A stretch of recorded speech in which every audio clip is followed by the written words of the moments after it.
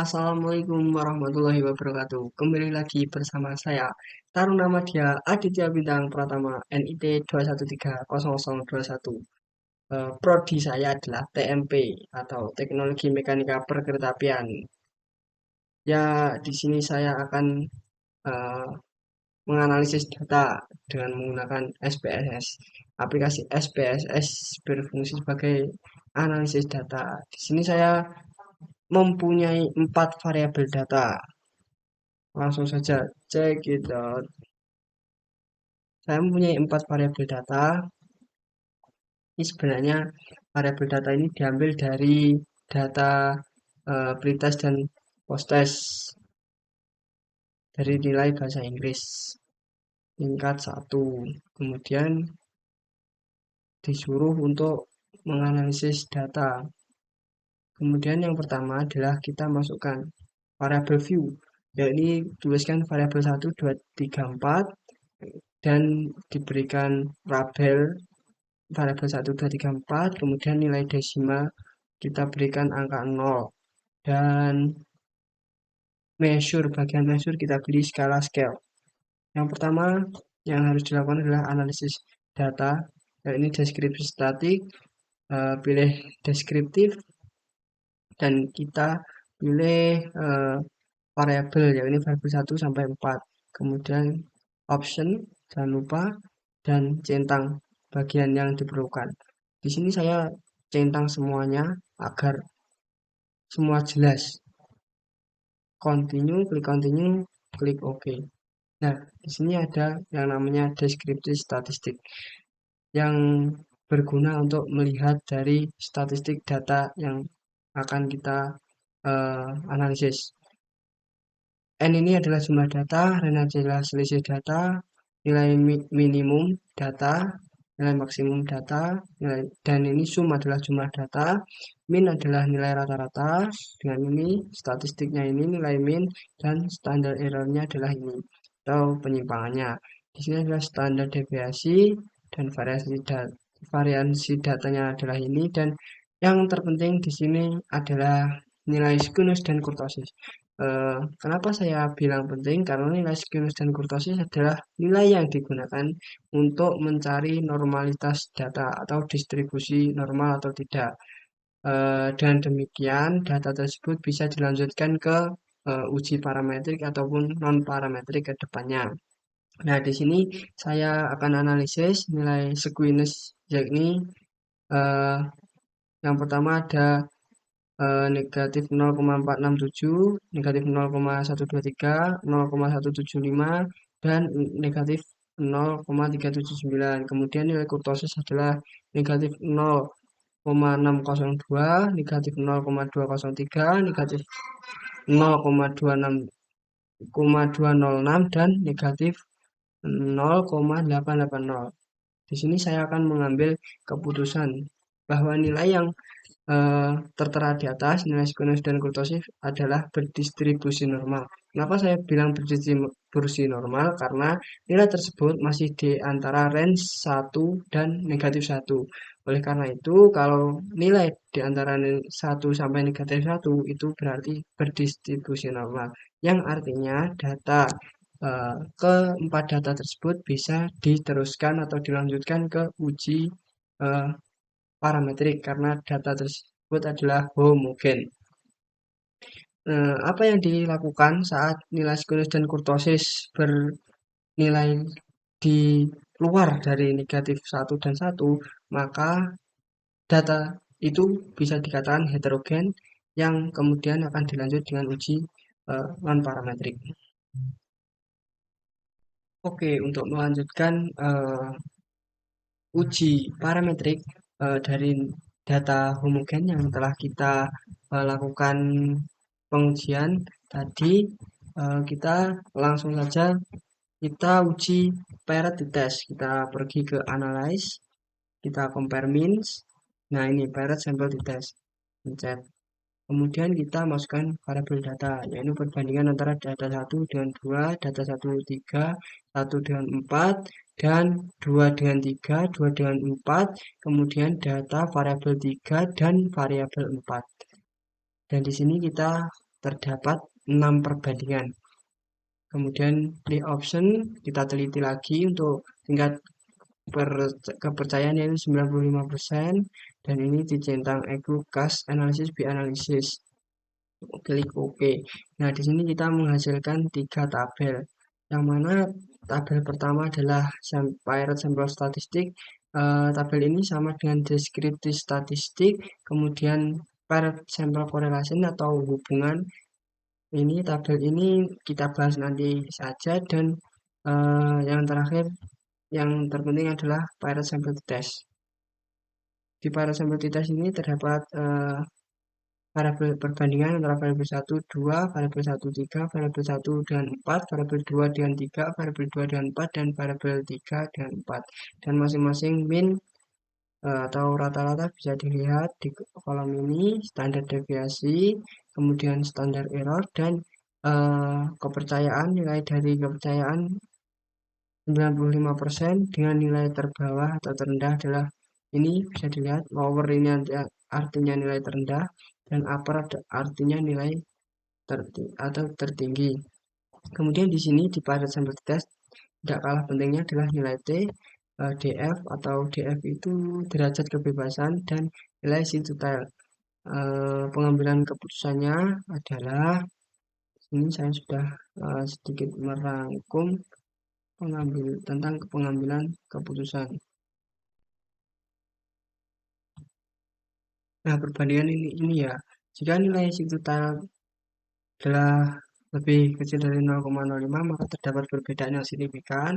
Jika nilai signifikan lebih besar dari 0,05 maka tidak terdapat perbedaan yang signifikan.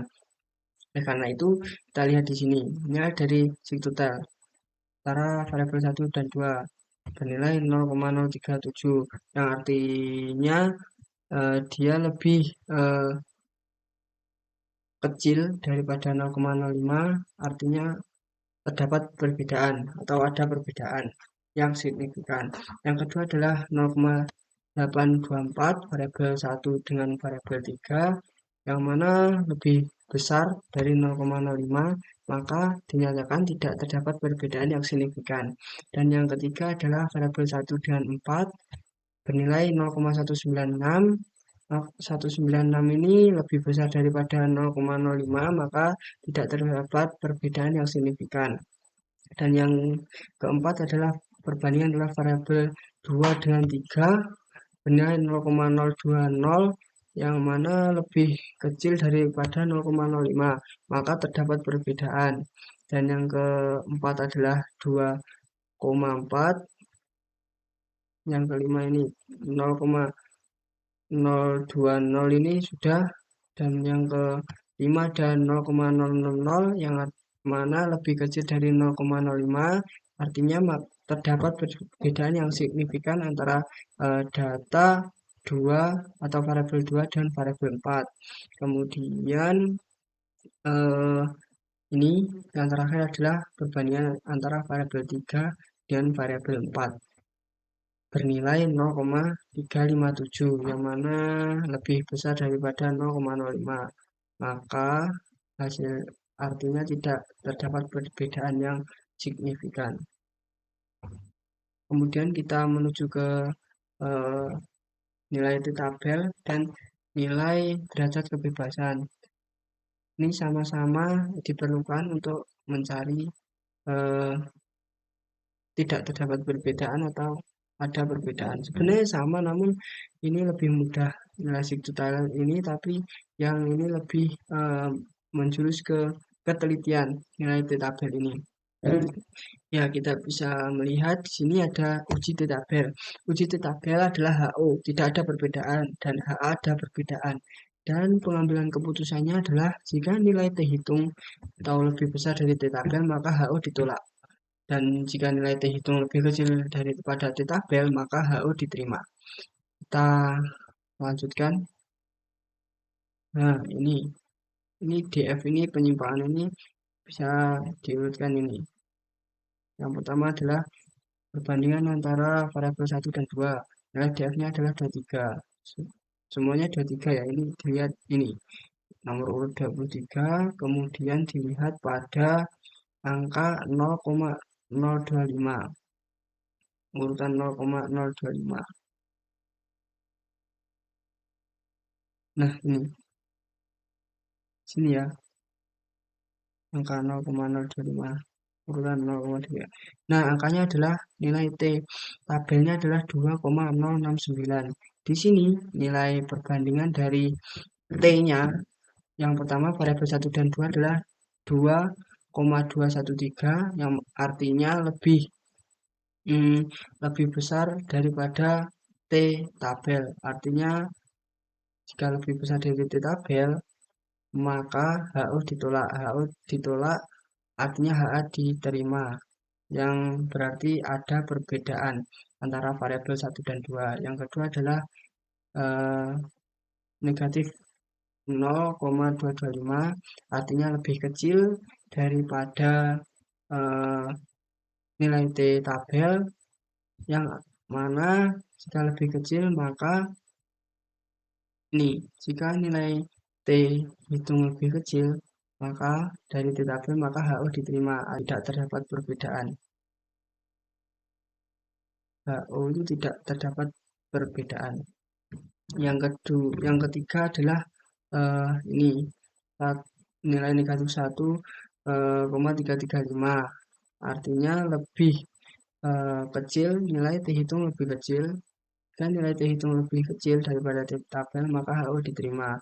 Artinya tidak ada perbedaan antara variabel 1 dan variabel 3. Yang keempat adalah nih negatif 2,510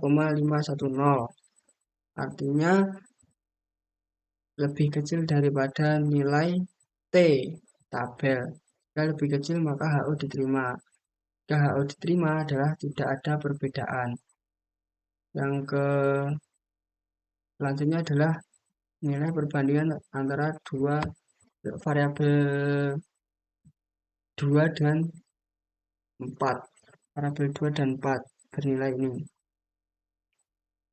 Variabel 2 dan variabel 4 bernilai negatif 4,699 yang mana lebih besar. Jika lebih besar maka HO ditolak dan HA diterima. Artinya ada perbedaan antara variabel yang diukur. Jadi ini ada perbedaan. Dan yang terakhir adalah perbandingan antara variabel 3 dan variabel 4 bernilai nilai T-nya adalah negatif 0,941. Artinya lebih kecil daripada nilai T tabel. Maka HO diterima. Di sini saya akan menuliskan ulang ya agar mudah nilai T tabel. Nilai tabel 2,0 apa tadi yang urutan 23 2,069. Oke, untuk melanjutkan uji parametrik yang selanjutnya adalah uji korelasi atau uji hubungan keeratan hubungan antara variabel X dengan variabel Y. Kita langsung saja klik analyze korelasi, kita klik bivariate. Nah, kita masukkan variabel 1 sampai 4. Kita masukkan ke variabel, klik optionnya ini tidak usah diisi, kemudian ini teliti correlation coefficient ini kita pilih persen, dan test of significant kita pilih total, dan ini dicentang flag signifikan korelasi. Kita klik OK. Nah, muncul tabel seperti ini, tabel korelasi. Ini adalah tabel korelasi. Untuk pengambilan keputusan kita melihat di ini sudah saya rangkum pengambilan keputusannya. Oke, kita lanjutkan mengenai korelasi. Ya, yang tadi saya jelaskan, korelasi bertujuan untuk mengetahui keratan antara variabel X dan variabel Y. Yang ini mengetahui hubungan antara keduanya. Hubungannya kuat, sangat kuat, lemah, atau sangat lemah, dan sebagainya.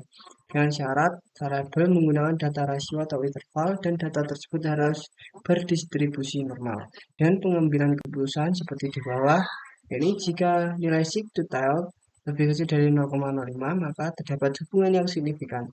Jika nilai seek to tile 0,05 lebih besar maka tidak terdapat hubungan yang signifikan.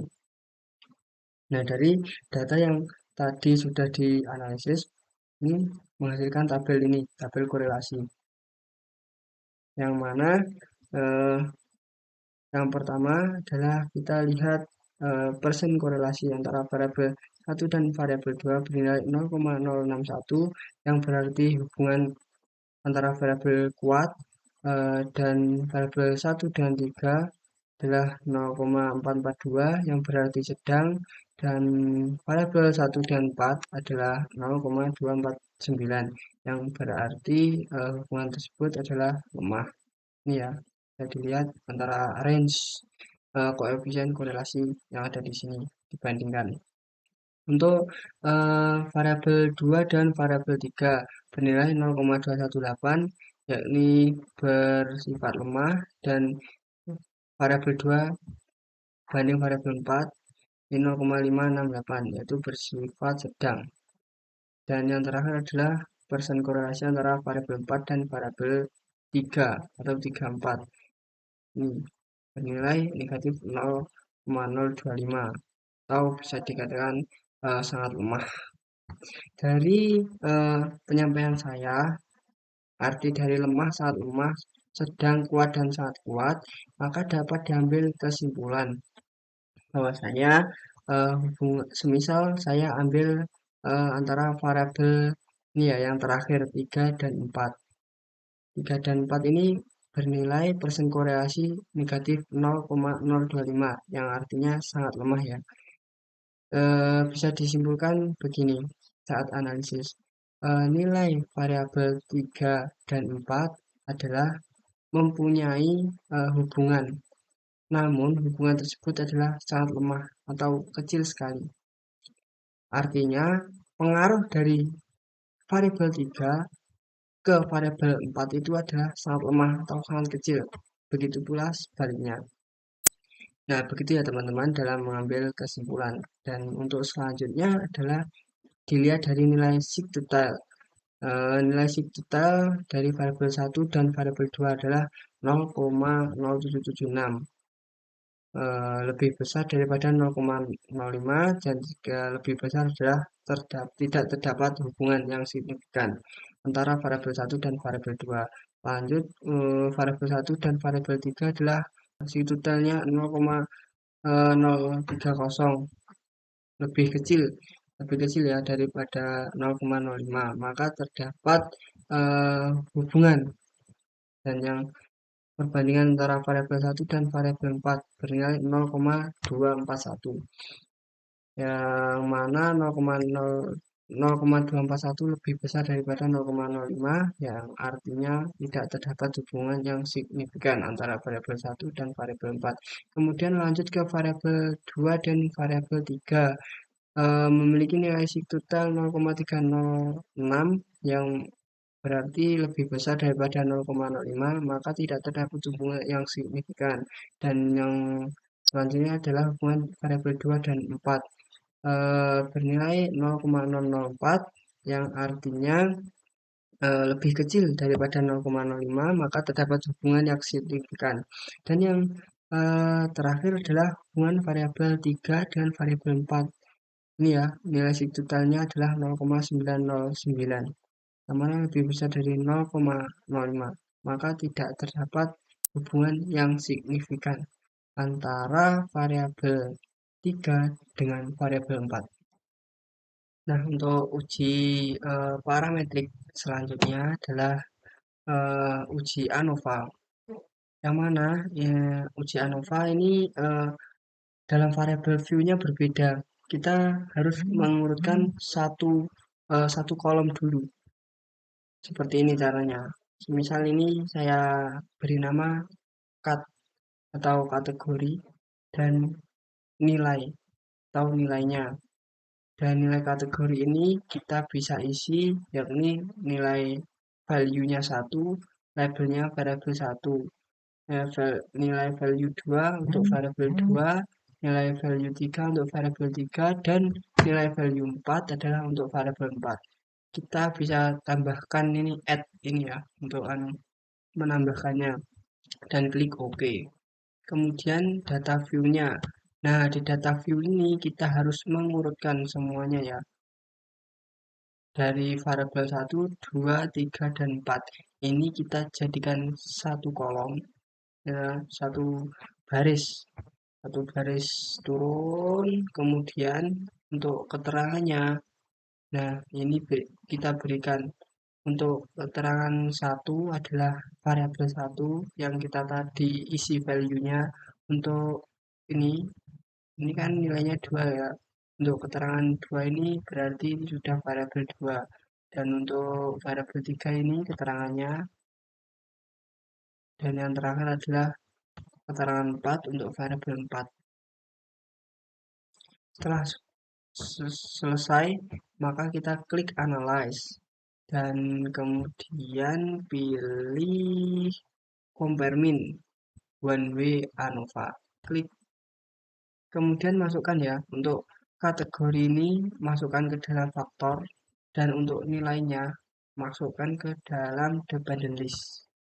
Nah, untuk kontraksnya ini tidak usah diisi posok. Posok ini bisa diisi to continue, kemudian OK. Nah, menghasilkan ini. Yang pertama adalah tabel ANOVA, yang kedua adalah tabel posok atau multiple comparison, dan yang ketiga adalah homogen, tabel homogen. Yang di sini saya akan membahas tentang tabel ANOVA terlebih dahulu. Nilai dari ANOVA bisa diambil keputusan yakni seperti berikut. Jika nilai sig dari ANOVA ya,